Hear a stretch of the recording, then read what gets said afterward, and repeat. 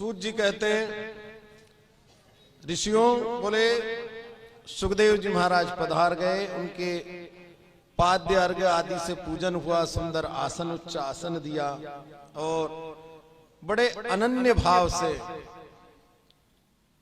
बैठ गए। आनंदमानंद करम प्रसन्नम ज्ञान स्वरूपम निज बोध रूपम योगिंद्र मीढ़्यम भवरोग विद्यम श्रीमद्गुरुम नित्यम अहम भजामि। जब बैठ गए तो नेत्र सजल हो गए।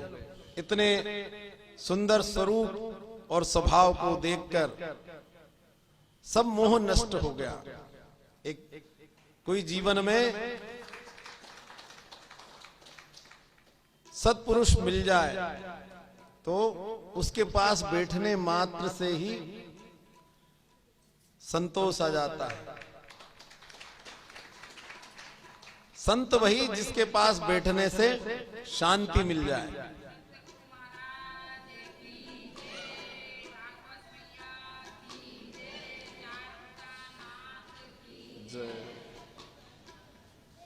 महाराज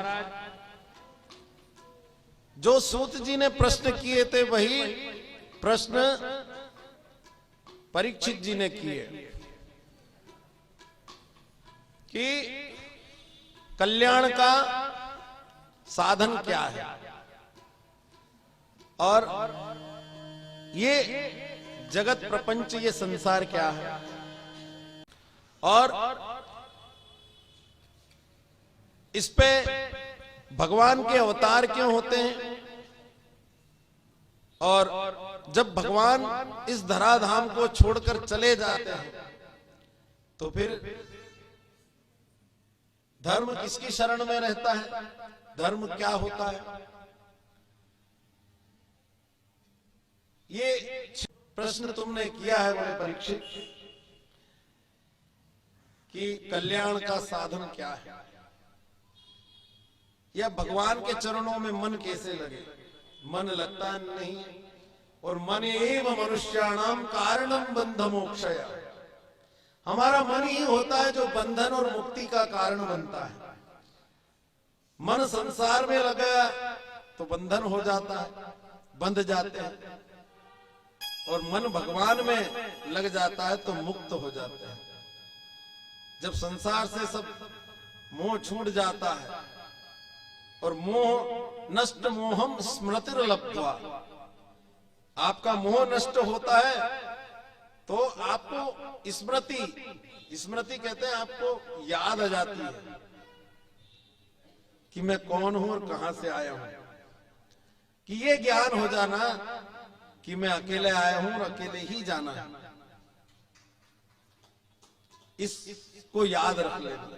पर ये हम भूल जाते हैं बार बार कि हमको एक ना एक दिन जाना पड़ेगा। कि करो रे मन चलने की तैयारी, जाना तो है। और ऊपर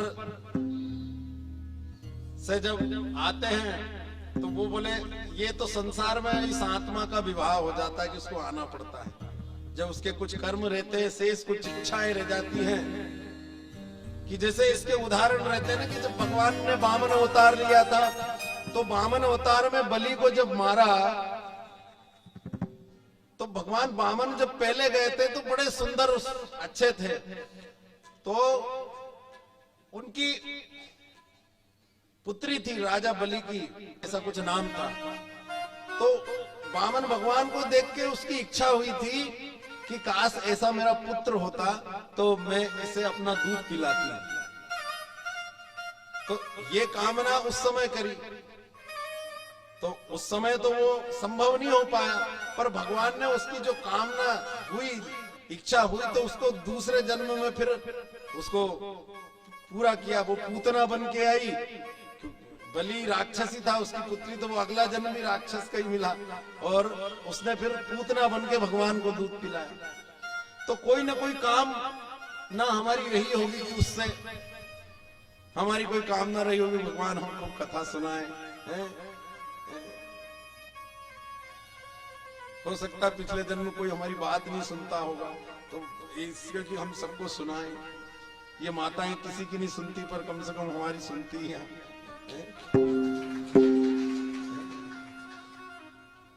एक बोर्ड लगा था कि यदि आप अपनी पत्नी को आंख नहीं दिखा सकते हैं तो यहां आकर मुझे आंख दिखाएं।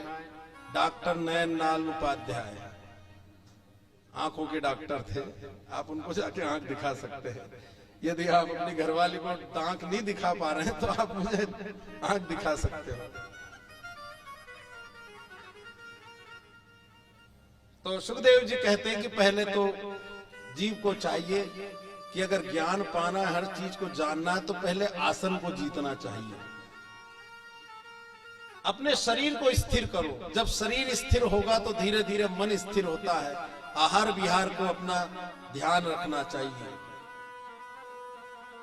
जितासनो जित श्वासो जित संगो जितेंद्रिय।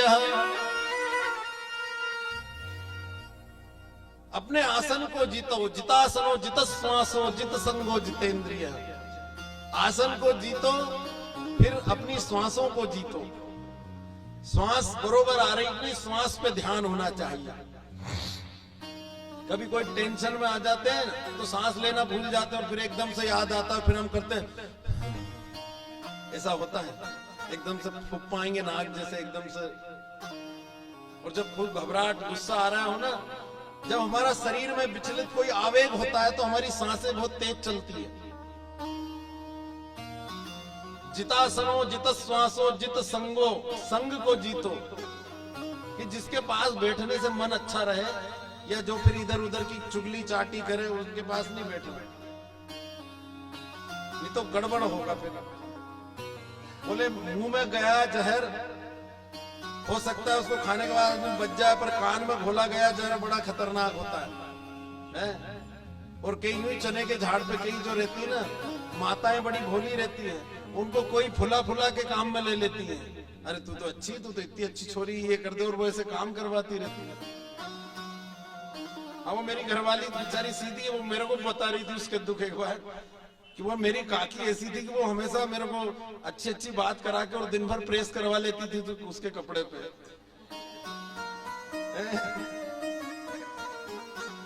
हाँ ये बात भी अच्छी है। तो संग ऐसे भी मिल जाते हैं जो आपको नहीं चाहते, आपसे चाहते हैं। आपको नहीं चाहते, आपसे चाहते हैं। क्या आप करते रहो? ये संसार बड़ा स्वार्थी, इसलिए संग सत्संग में बैठो, नहीं तो अकेले अच्छे। जितासनो जित श्वासो जित संगो जितेंद्रिय। और फिर तुमने कहा कि कल्याण का साधन क्या है? कल्याणानां निधानम कलिमल मथनम पावनम पावनानां पाथेयं यन् मुमुक्षो सपदि पद पर प्राप्तये प्रस्थितस्य।